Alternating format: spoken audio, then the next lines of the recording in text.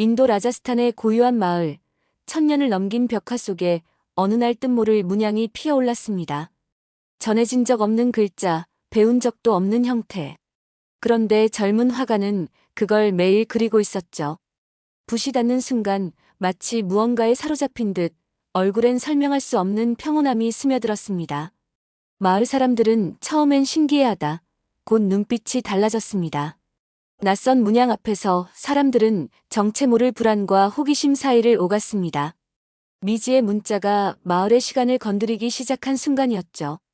그 문양이 무엇인지, 왜 그녀를 사로잡았는지. 지금부터 그 놀라운 이야기를 들려드리겠습니다. 딱 1초만요. 구독과 좋아요는 영상 제작에 큰 힘이 됩니다. 안녕하세요. 제 이름은 미라예요. 라자스탄의 바다마을 근처 작은 집에서 태어났습니다. 저희 집안은 대대로 민속 벽화를 그려온 전통 화가 가문이에요. 어릴 적부터 물감 냄새에 익숙했고 붓질은 숨 쉬는 것처럼 자연스러웠죠. 하지만 솔직히 말해 그림은 제 생계를 위한 도구일 뿐이었어요. 그러던 어느 날 친구가 보여준 작은 화면 속에서 저는 숨이 멎는 듯한 충격을 받았어요. 낯선 나라의 문자가 마치 살아있는 듯이 화면 속에서 춤추고 있었거든요. 무슨 말인지는 하나도 모르겠는데 그 선 하나, 점 하나가 제 가슴을 두드렸습니다. 처음 보는 글자인데 이상하리만큼 마음이 따뜻해졌어요. 그건 한글이었고 그 순간부터 제 붓은 제 뜻이 아닌 무언가에 이끌리듯 그 문자를 따라 움직이기 시작했어요. 그 글자를 처음으로 완성한 건 아침 안개가 아직 걷히지 않은 날이었어요. 햇살이 종이에 스며드는 순간 붓끝에서 흘러나온 선들이 마치 숨을 쉬는 것 같았죠. 제 손이 움직였지만 그건 마치 다른 세계에서 건너온 이야기처럼 느껴졌어요. 그림을 마주한 저는 잠시 말을 잃었어요. 너무 낯선데도 따뜻했고 이해할 수 없는데도 마음 한쪽이 놓이는 듯한 위안이 있었습니다. 아무 말도 없이 휴대폰으로 찍어 SNS에 올렸습니다. 그저 제 하루의 기록이자 비밀 같은 감정을 남기고 싶었던 거죠. 그런데 뜻밖에도 반응이 빠르게 올라오기 시작했어요. 이건 어디 나라의 문자인가요? 왠지 모르게 눈을 떼지 못하겠네요. 같은 말들이었어요. 처음 보는 사람들이 낯선 나라의 글자를 두고 감정을 나누고 있는 그 광경이 저에겐 마치 꿈처럼 느껴졌습니다. 특히 어떤 이가 남긴 말이 잊히지 않아요. 읽히지 않는데 이상하게 마음에 닿네요. 그 순간 문득 이상한 생각이 스쳤어요. 내가 그린 건 단순한 문양이 아니라 어쩌면 누군가와 마음을 나누는 하나의 문일지도 모른다고요. 그 문을 열면 과연 어떤 이야기가 기다리고 있을까요? 다음 날 아침 재받은 편지함엔 낯선 나라에서 온 메시지가 도착해 있었습니다. 그리고 그 메시지는 제 인생의 방향을 완전히 바꿔놓게 되었어요. 그날 도착한 메시지는 예상보다 훨씬 정중하고 따뜻했어요. 발신자는 정하늘이라는 이름의 작가였고 자신을 한국에서 활동 중인 캘리그래피 작가라고 소개했죠. 그녀는 우연히 제 그림을 보게 되었고 말로 설명하기 힘든 감정을 느꼈다고 했습니다. 특히나 언어를 모르는 사람이 문자의 본질을 이토록 깊이 표현했다는 점에 놀랐다고요. 그 말에 저는 처음으로 누군가와 이 글자에 대해 진지한 이야기를 나눠보고 싶다는 마음이 들었어요. 그래서 조심스럽게 저의 감정과 작업 과정을 사진과 함께 보내드렸죠. 하늘 작가님은 며칠 후 아주 특별한 영상을 하나 보내주셨습니다. 손으로 직접 그 글자의 원리를 설명하고 그것이 만들어진 철학과 구조를 시각적으로 표현한 영상이었어요. 그걸 보는 순간 저는 믿기 어려울 정도로 강한 감정을 느꼈어요. 이 글자가 단순한 장식이 아니라 수백 년 전 누군가가 모두를 위해 만든 세심한 설계라는 걸 알게 된 순간이었거든요. 언어는 곧 사랑이고 그 사랑이 글자가 되어 흘러들어온 듯한 느낌이 들었죠. 그 이후 우리는 언어 대신 그림으로 소통하기 시작했어요. 매일 각자의 그림을 찍어보내고 이모지와 간단한 문장으로 감정을 나누는 말없이 이어지는 대화였습니다. 마치 오래전부터 알고 지낸 사람처럼 마음이 천천히 열리고 있었어요. 그 글자가 우리를 연결한 거겠죠. 그리고 그 연결은 단순한 온라인 우정을 넘어서 저의 삶 전체를 바꿔놓을 파문이 되어 퍼져가기 시작했습니다. 그 전까지만 해도 저는 그저 예쁘고 신비한 문양이라고만 생각했어요. 그런데 정하늘 작가님의 영상을 통해 그 글자들의 탄생 배경을 알게 되었을 때 제 안에서 무언가가 크게 움직였어요. 소리를 눈으로 그려낸 문자, 말 그대로 들리지 않는 언어를 보이게 만든 설계. 그것이 단지 기록을 위한 도구가 아니라 아무리 배움이 부족한 사람이라도 쓸 수 있도록 고안된 것이라는 설명에 저는 눈물이 핑 돌았어요. 모두를 위해 만들어졌다는 말이 자꾸 귓가에 맴돌았어요. 글자가 사람을 위로할 수 있다니 그 순간 처음으로 저는 이 문자가 단순한 예술의 재료가 아닌 살아있는 존재처럼 느껴졌습니다. 그래서 그날 이후 제 그림은 바뀌기 시작했어요. 단순히 선을 예쁘게 그리는데 그치지 않고 그 속에 의미를 담기 시작한 거예요. 감정과 철학을 함께 담아야 한다는 책임감 같은 것이 생겼죠. 그러자 이상한 일이 벌어지기 시작했어요. 붓을 잡는 손끝이 자꾸 멈칫하는 거예요. 이 선을 이렇게 그려도 괜찮을까? 이 구조는 틀리지 않았을까?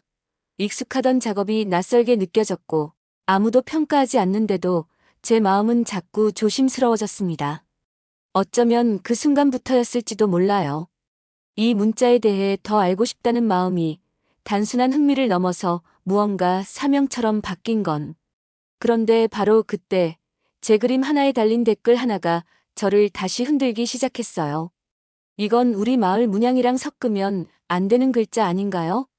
짧은 문장이었지만 묘하게 차가운 그 말이 머릿속을 떠나지 않았어요. 곧이어 마을 어귀에서 들려오는 수군거림도 예사롭지 않았습니다. 그저 그림일 뿐이라 믿었던 제 작업이 누군가에겐 불편함이 되어가고 있다는 걸 그제야 알게 된 거죠. 하지만 그 그림엔 분명 누군가를 위한 마음이 담겨 있었어요. 그 마음이 잘못된 건 아니라고 믿고 싶었어요. 정말 그랬을까요? 아니면 제가 그려선 안 될 무언가를 건드린 걸까요? 결국 저는 결심했어요.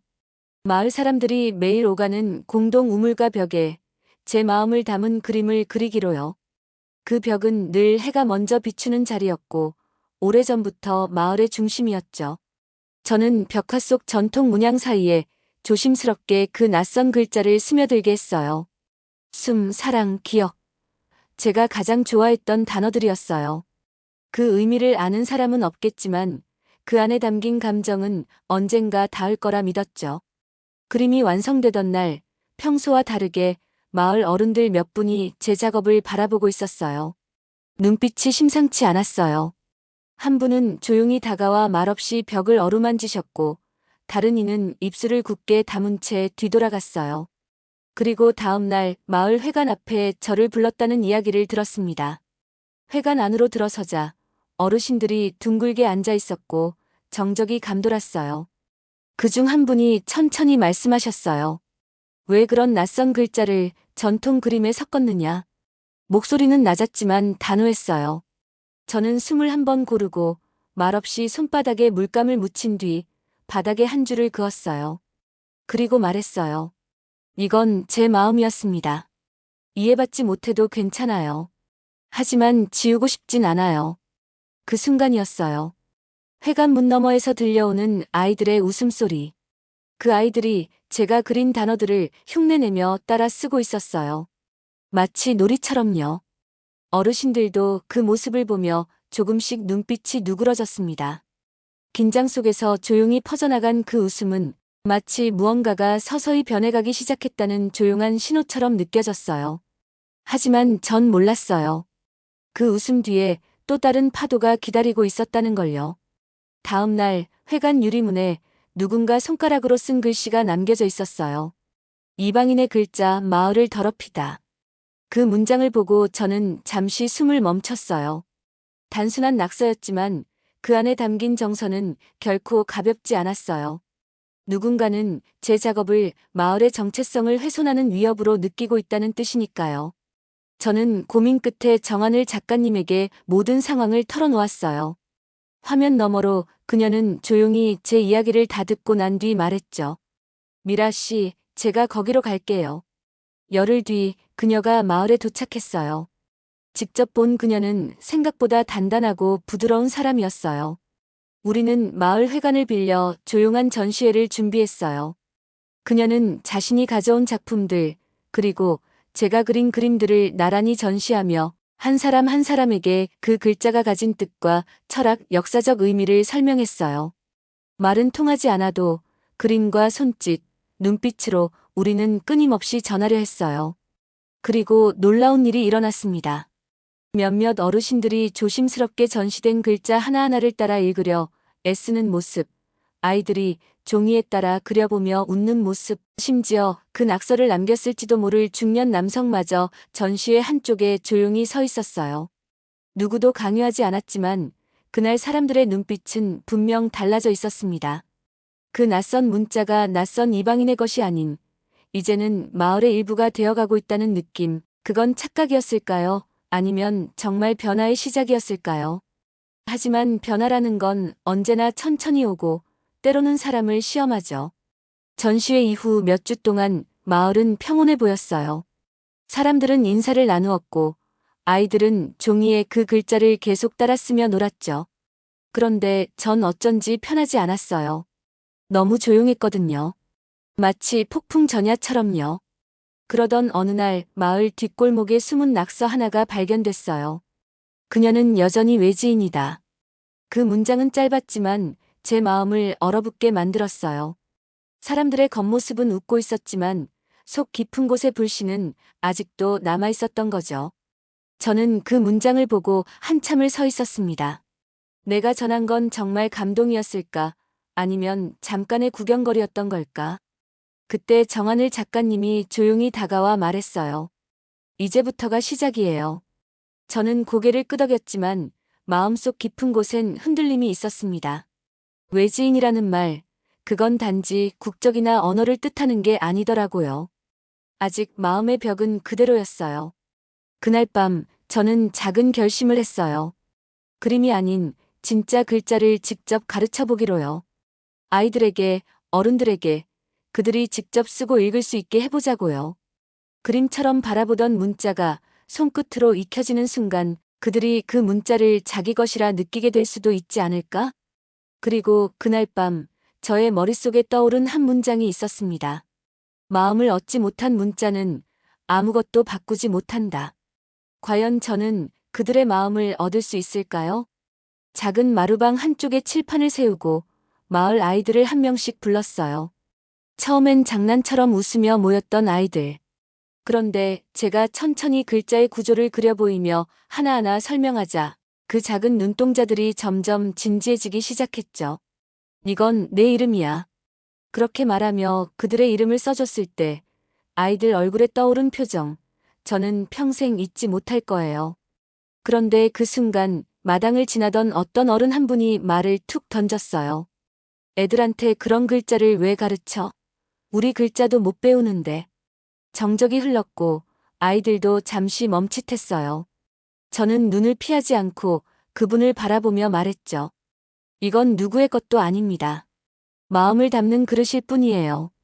누구든 쓸 수 있어요. 그분은 아무 말 없이 뒤돌아서 갔지만 다음 날 그의 손자가 교실 문 앞에 조용히 앉아 있었어요. 아무 말도 없이 칠판 위의 글자를 천천히 따라 쓰더라고요. 아마도 그때부터였을 거예요. 이 글자가 조용히 마을을 바꾸기 시작한 건. 그런데 정말 그럴까요? 이 조용한 울림이 모든 걸 바꿀 수 있을까요? 아니면 또 다른 저항이 기다리고 있을까요? 며칠 뒤 낯선 외부인의 차가 마을로 들어왔어요. 교육청에서 파견된 공무원이었죠. 그는 제 수업을 조용히 지켜보다가 마을 어르신들과 긴 대화를 나누고 갔습니다. 그리고 그 다음 날 회관 앞 게시판에 A4 용지 한 장이 붙었어요. 허가받지 않은 문자 교육 활동 중지 요청. 그 종이를 본 순간 온몸이 굳어버렸어요. 정하늘 작가님도 말없이 게시판 앞에 오래 서 있었고요. 아이들은 이유도 모른 채 더 이상 모이지 않았고 수업은 멈췄습니다. 사람들은 다시 조용해졌지만 그 조용함은 따뜻한 게 아니라 차가운 침묵이었어요. 그날 밤 저는 혼자 우물가에 앉아 있었습니다. 손끝이 떨리고 그림을 그리고 싶지도 않았어요. 그렇게 한참을 앉아있던 제게 누군가 다가왔습니다. 가장 말이 없던 어르신이었어요. 그는 종이 한 장을 내밀며 말했어요. 내 이름, 이 글자로 써줄 수 있겠니? 그 순간 울컥 눈물이 쏟아졌어요. 멈췄던 마음이 다시 움직이기 시작했죠. 그리고 알았어요.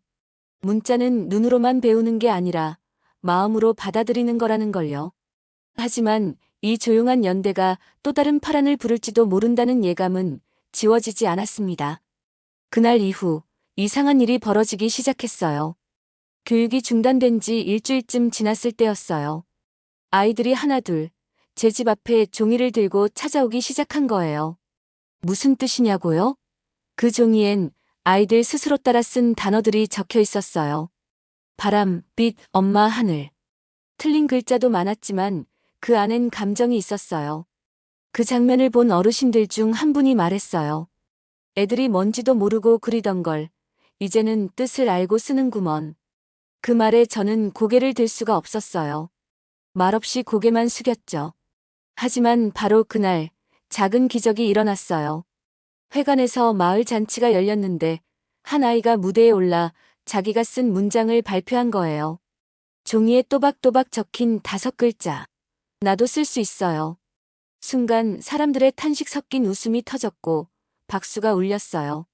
그리고 저는 그 순간 깨달았어요.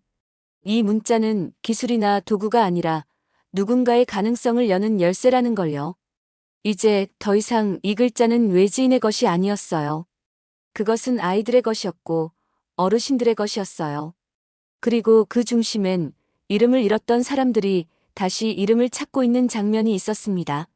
하지만 이 따뜻한 흐름에 반기를 드는 또 다른 세력이 있다는 걸 저는 아직 모르고 있었어요. 그날 밤 어둠이 내려앉은 마을 회관 앞에 이상한 그림자가 드리워졌어요. 누군가가 몰래 회관벽에 글자를 덧칠해버린 거예요. 제가 그렸던 글자 위로 커다란 붉은 선이 그어져 있었죠. 그 아래엔 단 하나의 문장만 남아 있었습니다. 여긴 인도 땅이다. 그 글을 보고 저는 처음으로 무서움을 느꼈어요. 이건 단순한 불만이 아니었어요. 분명 누군가는 제가 전한 이 글자가 마을의 뿌리를 흔들고 있다고 믿는 거예요. 하지만 바로 그 순간 정하늘 작가님이 말했어요. 이제 우리가 답할 차례예요. 우리는 마을 사람들과 함께 다시 벽화를 그리기 시작했어요. 이번엔 아이들과 어르신들이 직접 자음과 모음을 선택해 자신의 이름을 적었고 그 주위엔 전통 문양이 어우러졌죠. 이방인의 문자가 아니라 이 마을 사람들의 손끝에서 완성된 하나의 이야기였어요. 그리고 그날 마을의 한 할머니가 조용히 제게 다가와 이렇게 말씀하셨어요. 난 평생 글을 몰랐지. 근데 오늘 내 이름을 내가 적었어. 난 그게 너무 자랑스럽구나. 그 순간 깨달았어요. 어떤 문자도 그걸 배우려는 사람이 있다면 더는 이방인의 것이 아니라는 걸요. 그리고 이 문자는 누군가의 마음을 바꾸고 삶을 바꾸는 위대한 힘을 지니고 있다는 것도요. 하지만 그 위대함이 모든 걸 해결해 주진 않아요. 다음 순간 마을에 한 통의 공문이 도착했거든요. 중앙정부 문화부에서 내려온 것이었죠. 내용은 간단했어요.